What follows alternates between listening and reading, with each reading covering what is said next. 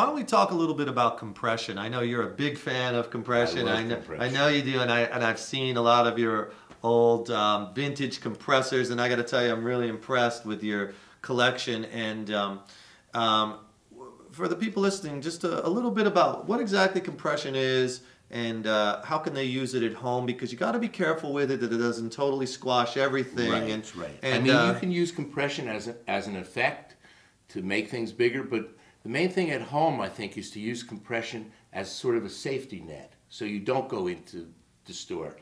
So you can set it as a limit, and with some compressors, like a limiter, there's a ratio with a compressor. So anything above 10:1, they usually consider a limiter, and that'll prevent anything from going in the red. So what'll happen is you've set the threshold on a compressor, and it goes past a certain level, the compressor is going to kick in and give you some gain reduction.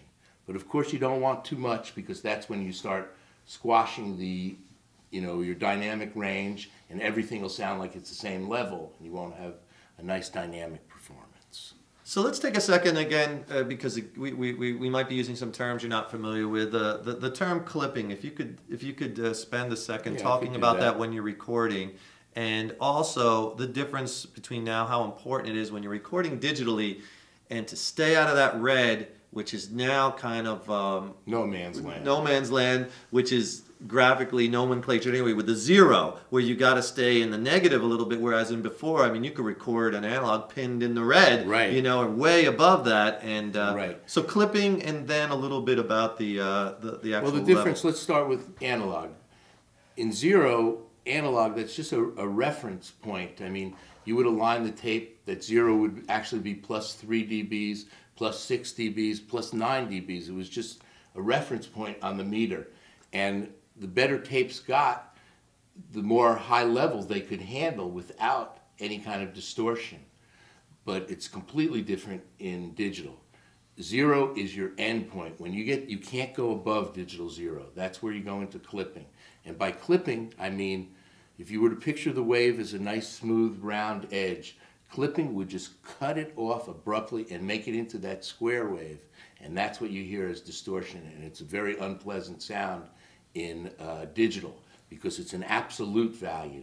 Whereas with tape, it wouldn't ever go into a square wave. You can't record a square wave on tape, right? Right, so it would still smooth it out, but you would not have a clipping, like a flat top on the wave. So the clipping actually takes your nice rounded wave and does this. Jam. Just cuts it off. It off. cuts all those off. So what you're actually hearing is you'll hear your sound coming in, and when it cuts off, that's the distorted, and then you'll hear that. Because there's a finite thing. It doesn't go past zero. It won't allow you to record past there. Everything above that is digital distortion, which is very unpleasant. So you have to keep that out of the red. That's an absolute must in your digital recording. You got to push it, certainly, and get into that yellow and up. But yeah, and you find how do you find that level for each situation? Is it just a matter of you just tell everyone to play for a while and you kind of get that? That's exactly how you do it. I mean, I try to always capture the performance, so I sort of have an idea in my mind where each instrument, from experience, I should set the mic pre-level or whatever.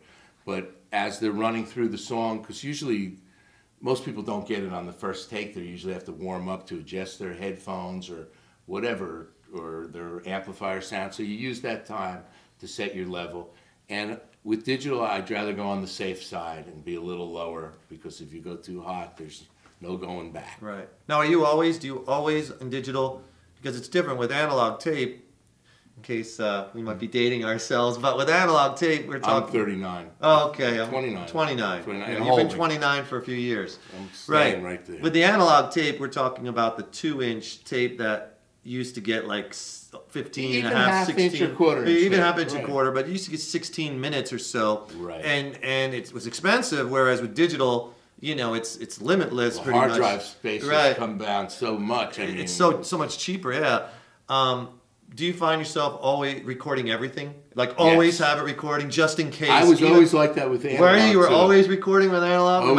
Always being recorded. I tell people you're going to miss something. Always being recorded. So you're always recording, even the scratch, because you never know when you could capture the magic. So many times people have said, I hope you recorded that, because they just started out of the blue. And that happens so much, especially with the older guys, the blues guys and the jazz guys. Nobody might be doing a count off or wait for me to say we're rolling.